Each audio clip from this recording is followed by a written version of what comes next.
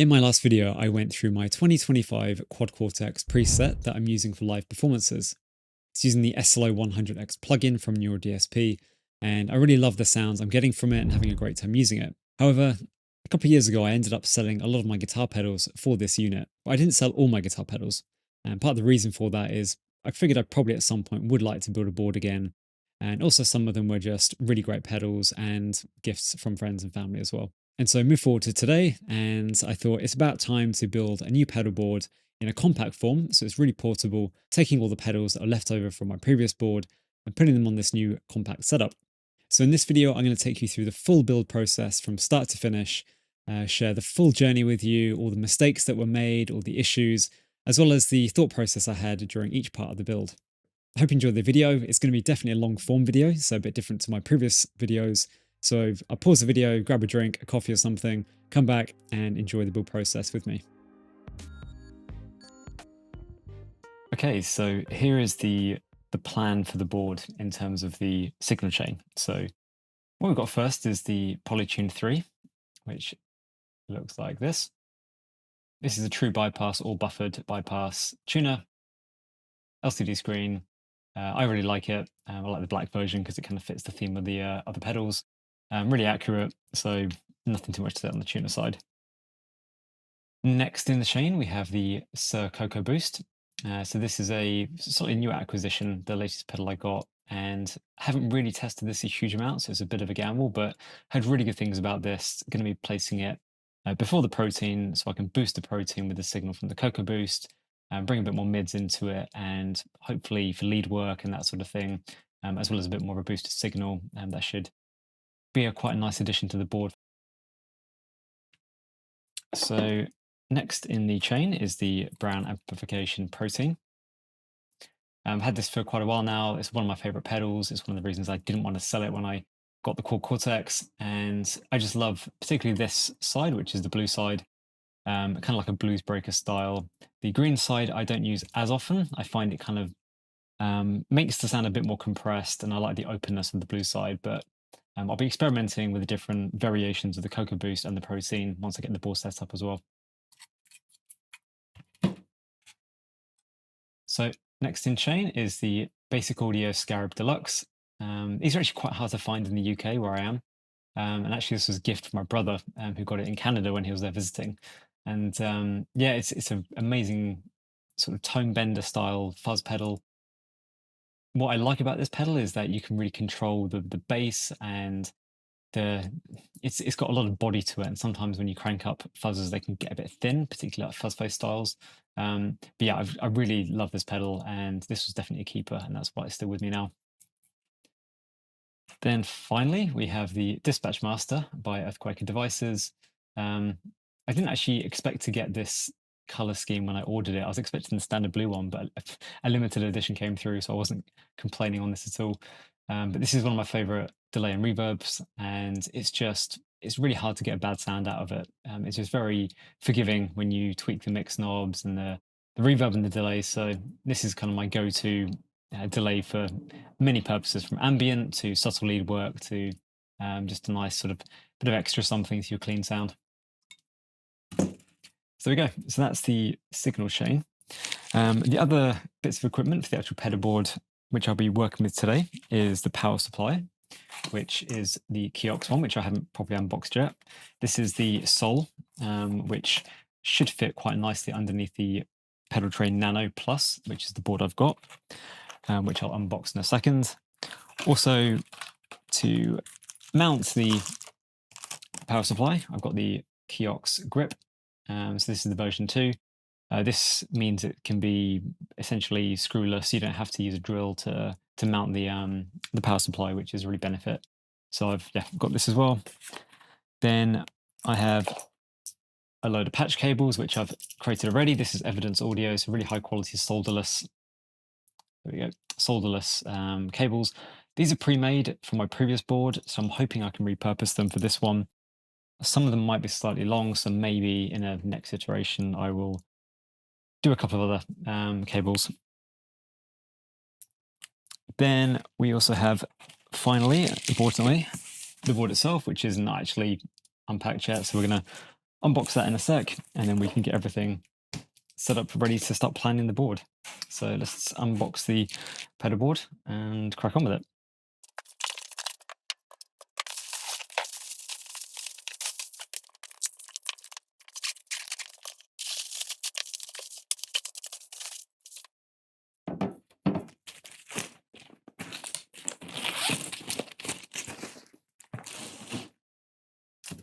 Okay, so here it is, really nice compact board, and there we go, Pedaltrain and the Nano Plus model. So yeah, I'll be trying to figure out, hopefully, all these bits. Let's see.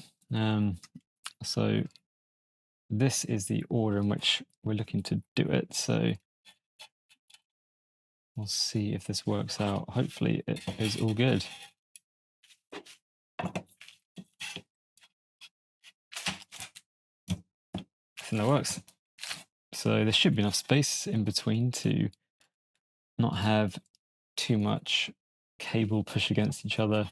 And we should be able to position these in a way that also means that it should be out of each other's way, which looks like something like that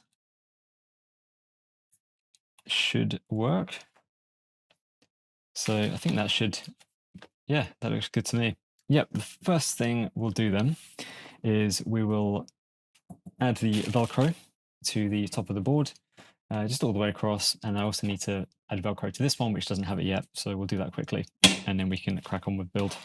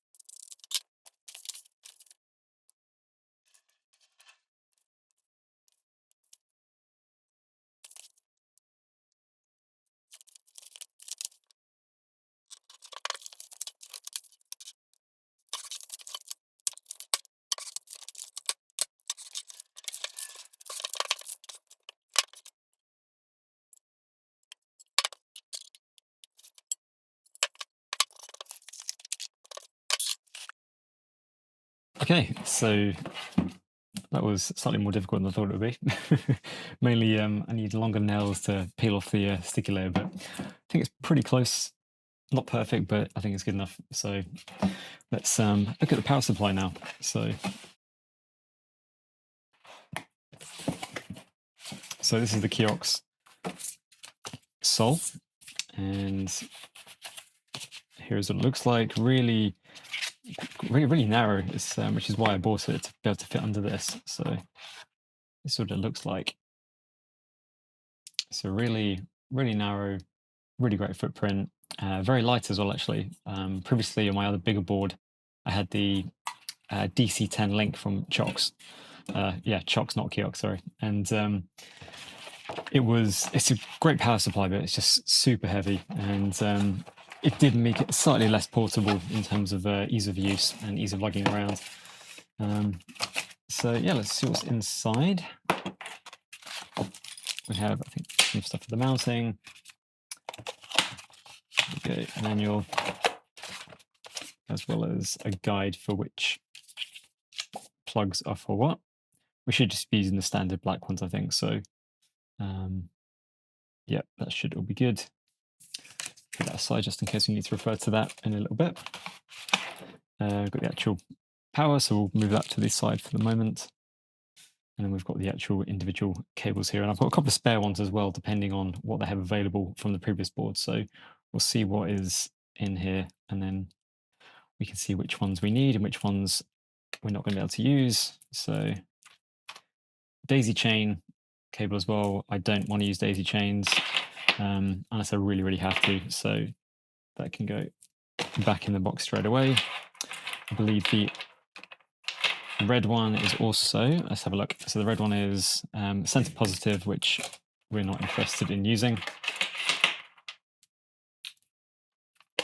That can go back in the box. And I think the green one as well is another center positive, if I'm not mistaken. So yeah, that's the center positive one I can see there. So you don't want to use that one either. I believe probably all the rest of these are good to go if they're black. So probably for this board, we don't want very long cables. So probably whatever the shortest cables are in here is what we're going to go with. But so that one looks pretty short. That's also daisy chain actually. So let's not use that one again if we can avoid that. So what have we got left? We've got one cable here, another cable here, which is like so. And then another one and a final one. So I think there are 5 cables, which would make sense because there's 5 power parts on this unit. So we'll keep those to the side for the moment. And if we move this box away, and what we want to do is we want to mount this on the board. So let's turn this over and see where we want it to go. So here like so. Now probably want it to be reasonably central because we have the power cable coming in there. So I think what we need to make sure we do, let me focus. There we go. So if we mount it over here, well, we're not going to be able to get the plug in there. So I think we need to put it pretty much in the middle, and then that gives an even amount of cable to both sides, as well as not have any issues with the power and kind of run it through the bottom here. So I think we'll probably mount it there. Now I just need to check which sides we want to use, and I think we need to use these middle two, I think, for the joint. So let's see what it says here, and give me a minute and I'll read the instructions and then we'll try and get it in there.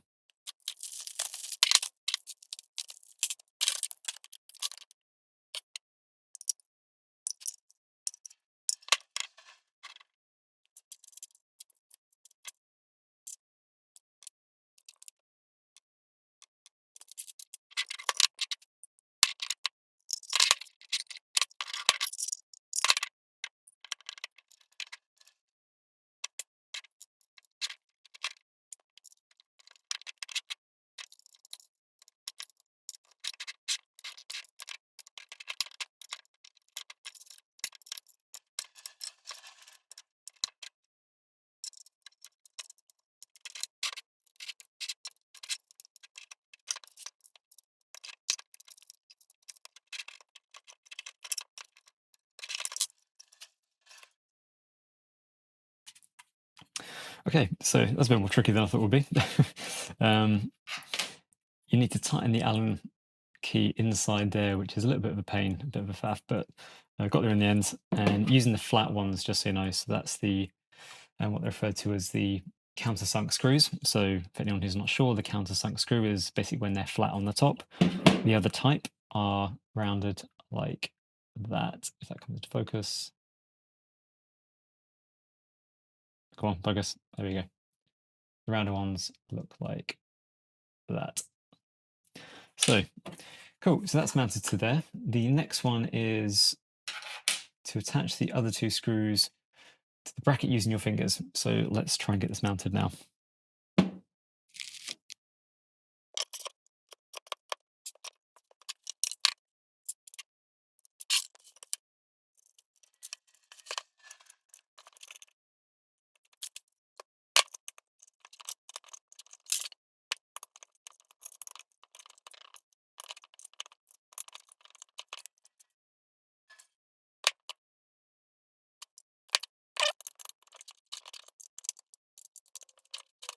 Cool. I think that is good. So there we have it, mounted underneath, really secure in place. That's not going anywhere at all. So fantastic.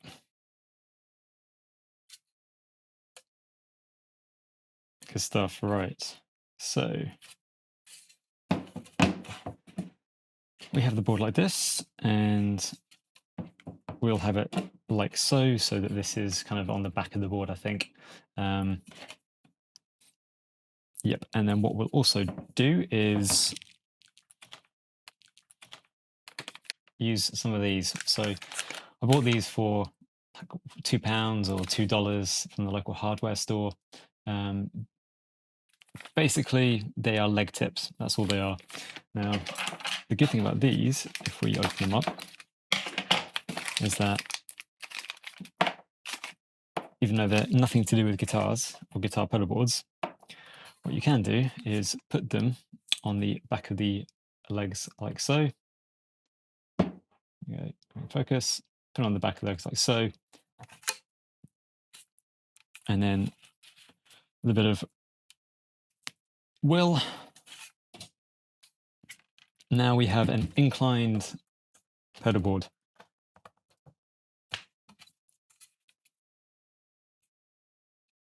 Now, what I'll probably do later on is actually super glue these on in place, just so that they're really securely on there and not going anywhere.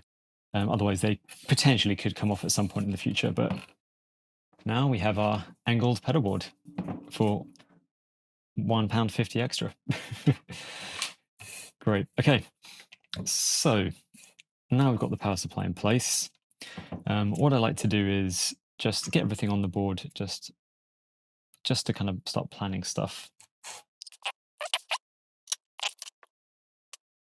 Now the polytune might want to, if you want to move that slightly, you may have to shift these a little bit here,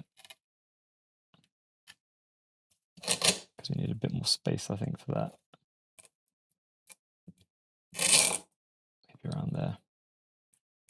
I'd like to try and get this side flush so that the jack on the pedal isn't protruding from the side. So that's kind of what I'm going to try and do now, just to get that in place.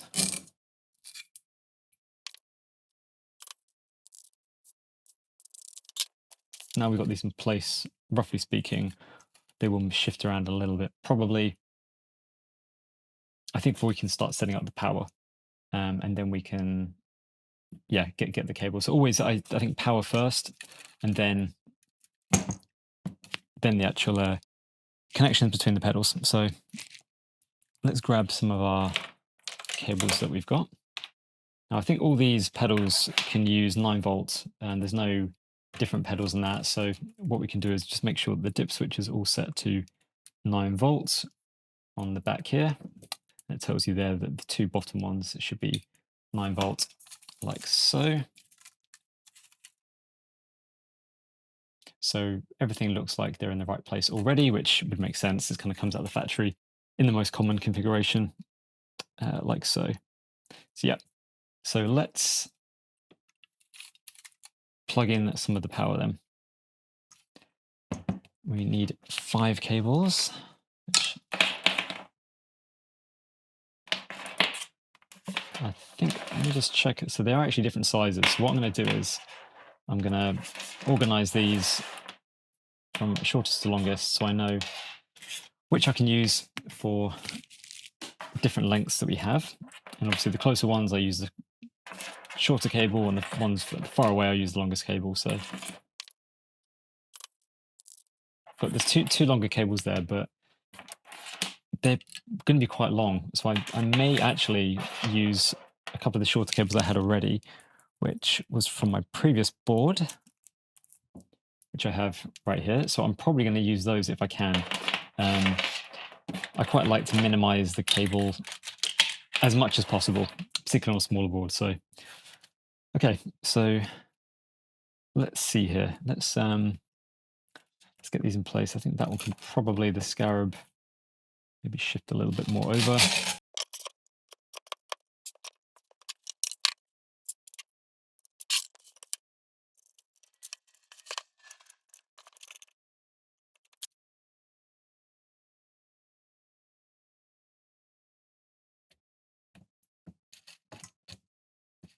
That's better. Okay, so I think that is the layout, like so. So that's how it's looking so far.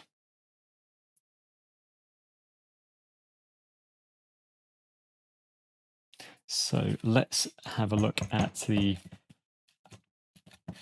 power and get everything connected up. So there is holes in the middle, which is great, which is the useful thing about the pedal trains, is that you have that little slot in the middle that you can drop the power cables into. So let's have a look and plug in the protein. And we'll put that through that slot. I'll come back to that in a minute.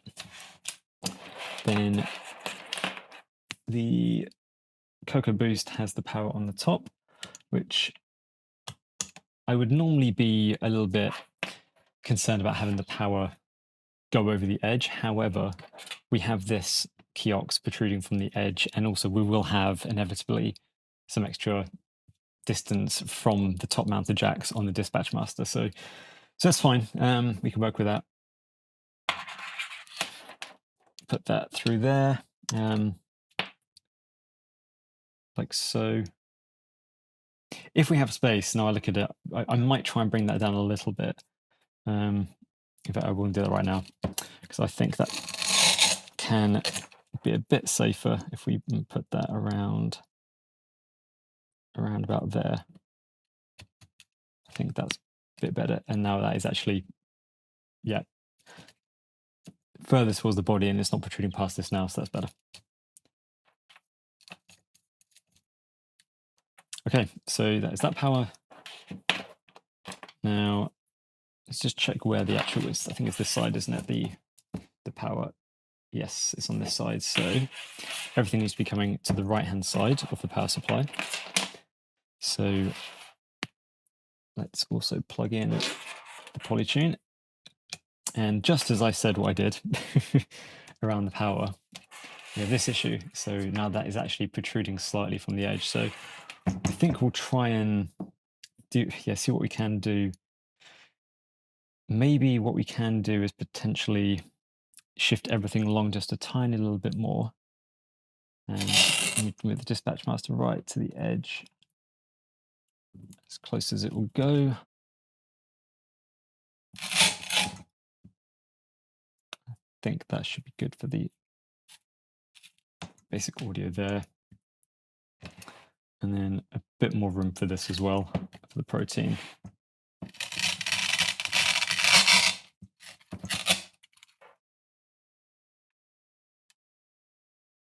think that should hopefully be okay. But we'll see shortly when we actually do that. A good tip, by the way, which I haven't done, is if you just have plugs, you can plug the plugs into the sockets here, the jacks, and you can arrange the pedal board with the actual distance that you're going to need next to each pedal. So this is kind of a bit more inefficient way of me doing it, to be honest. And I probably should plug in the jacks. But I wanted to get the power first, just to see everything in place, and then we can have a little tweak around.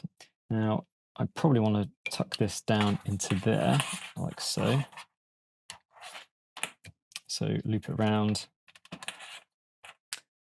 I'll go through, and then over here on the Scarab.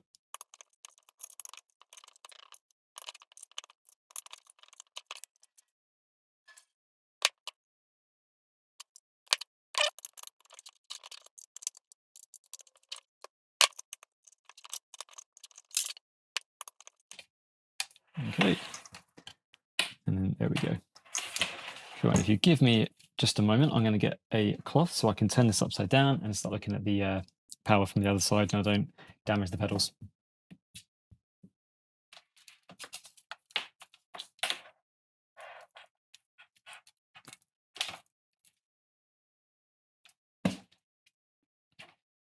So, all right, so we have the cables now. We should have 5, 1, 2, 3, 4, 5, and we need to plug them in the most efficient way. And also, one thing I like to use, which is slightly unconventional, are these things, which are really meant for computer cable management and desk tidy management. Often you see the ones which you put in place, and you do the plastic ties around them, tighten them in position, and they're stuck on there. I will use plastic cable ties, but I quite like these because they're pretty rigid, so you have to really force a lot of power to get through the top. But if you want to, you can just pull them out with a little bit of force. So much easier to work with, and I'll probably set these up on each side like so, kind of like this, and then I can route the cables through this, keep everything tidy at the same time as, yeah, keeping everything's in order. So I'll use these a bit later. I won't do that right away because that can be done last minute, right towards the end, in case we need to unplug stuff and mess around. So yeah, I think what we can do initially is if we temporarily plug things in and get everything set up. So I think that probably makes sense to be in number 1 slot. That one probably number 2. And then these ones, now probably what we'll do for this one is actually, depending if it works, do this, or potentially we could go onto here and route that way. But I guess we'll see in due course when we play around. But I think probably that in 5, that to go in the 4, and then this one into the 3, because that comes around there. We can tuck that there, we can tuck these here, and everything looks nice and clean then. I think that's probably the way we'll do it. And likewise here, we can tuck that underneath the pedal, so when it runs round, you're not going to see all the cables in the gaps. That's kind of, as much as we can anyway, we'll try and avoid that happening. So that's kind of the cable management. So we'll leave that there for the moment before we add the cable tie management aspects. So this is what we look like so far. Looking very clean. So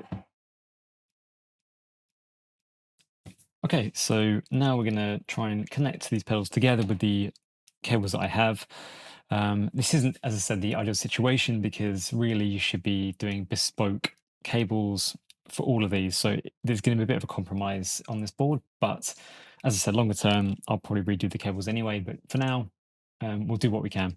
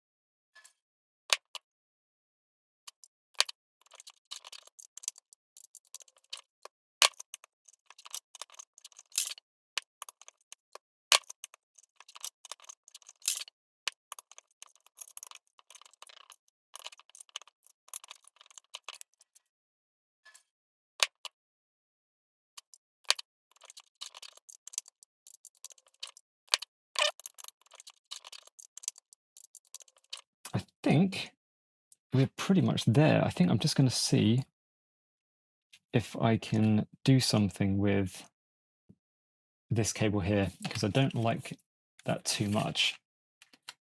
Come around to the way it's set up, just because it can easily come up, and I think putting, probably my foot will hit it a couple of times. So I'd like to try and see if we can fix that before we finish up the power cabling from the other side. So let's give that a go now. So what should we do?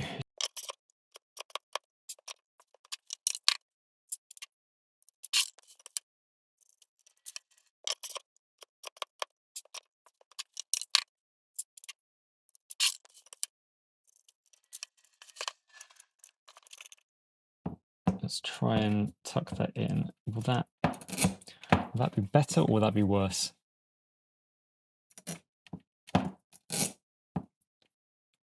it might be better. And we can also then fit that, interesting, okay, on there. Now, how does that look from the other side if we did that? That is underneath the height. Let's see if you can get that there. Just under the height of the feet. So I think if I scoot down and have a look from underneath, I think that's probably good. I think that is what we need to do with it. And then also then, the great thing is we've got this back within the edge of the pedal board, which is exactly what I wanted to do. So I think that has solved that by tucking it underneath. Now, one thing to be mindful of and aware of is you don't really want power cables to be running too much parallel to the cables between the pedals as much as is possible. Arguably there's interference and that sort of stuff, and we want to make sure we're not negatively impacting our signal with any issues. So what we'll do is we'll look underneath and we'll see if we've got any issues in terms of power cables and the cables between the pedals, and let's have a look. Let's just tighten everything down though before we do.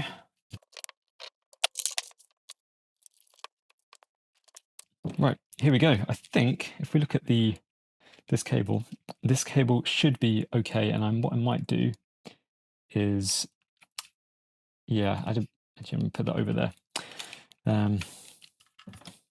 Yeah, that cable's out of the way. I'm not worried about that at all. So we'll just keep the power away from that if we can, so it's not interfering with this here. So we'll do some cable management now and get everything in place. So first thing we can do is get these cables over here nice and tidy. Now probably what we're going to do is, for this one, just give it a loop. Bring it over here. So yeah, we've got the cables here. We're going to put one of these down. I'll work out the best placement for them. Probably we just need one, like around, I don't know, around about there maybe. Because then that can, maybe even right there, because that can tuck that in there. So maybe, yes. Let's try that. Let's put that one down there. Cool. So now this has actually got a bit excess cable. So what we want to do, should we put that in there right now? That's one cable in. We could just let this, or we could put a second one potentially there if we wanted to, and maybe we can do that. The other option is just to have it loop around like so. So create a loop and then put the loop. So basically you've got two going in there instead of one. So let's see what happens if we do the looping.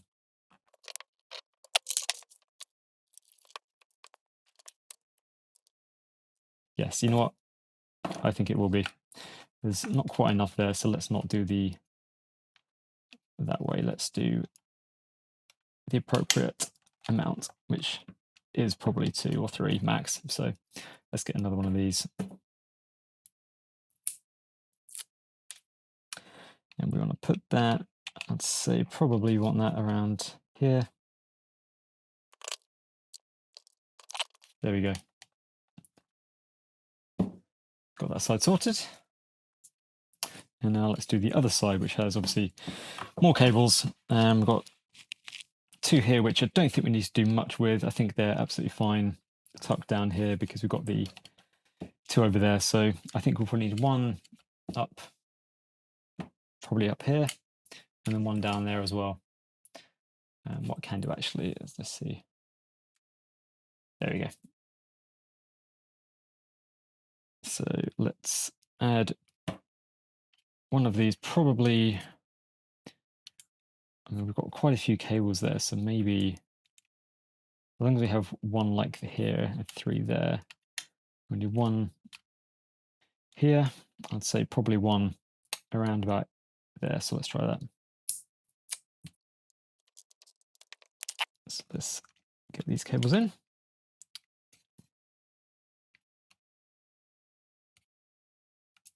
Now this one actually comes around, so potentially what we can do is, let's see here,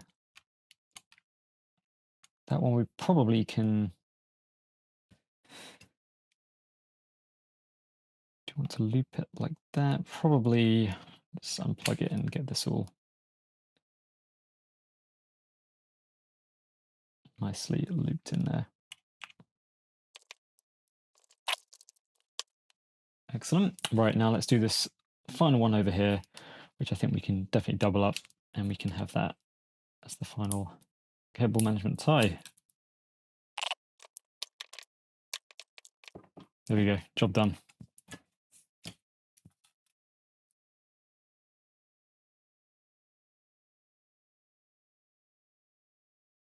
If we look at how things appearing from the top side.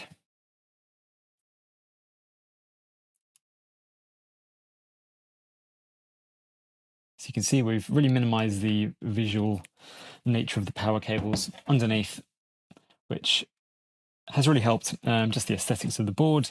And yeah, I'm pretty happy with how things are looking now. So I think what we can do is just make sure everything works. Obviously, you want to test it.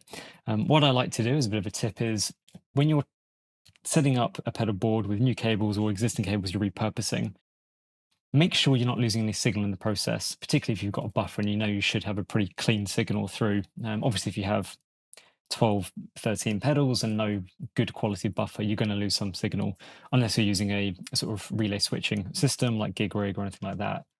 But what I like to do is plug in my direct sound into, let's say, a plugin or the amplifier, hear how it sounds, and really pay close attention to the clarity, how much treble, how much brightness there is. Then unplug it, put it through the board, and then do the same thing. But all the pedals disengaged, and you should hear basically no difference. If you hear a significant loss in treble, clarity, or just the EQ seems very different, probably means there could be some issue somewhere in either the power or the cables between the pedals. If that's the case, what you want to do is you want to isolate stuff. So start at the beginning, go one pedal at a time, unplug it, plug the jack from the amp or the interface you're using, and then work your way through each pedal one by one and see at what point you start to audibly notice the difference in the sound. So yeah, cool. So I think we're ready to check this out and see if everything is working.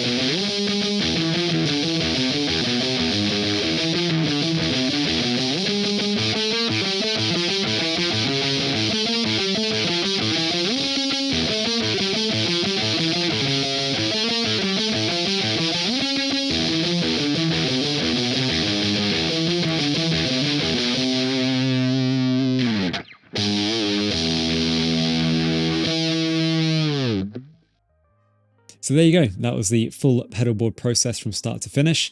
I'm impressed if you stayed along the whole way. I hope you found it enjoyable, as well as learned a few tips potentially during the process as well.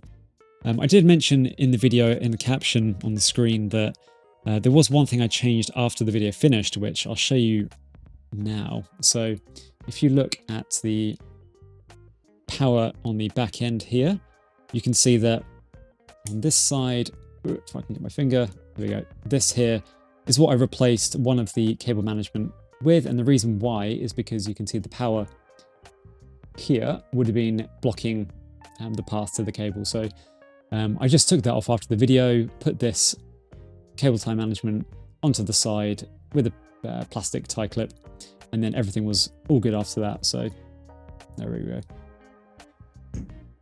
So if you enjoyed watching the pedal board build in this video, feel free to leave a like down below and a share. It's really appreciated. It helps grow the channel into the future. And subscribe if you're not subscribed already.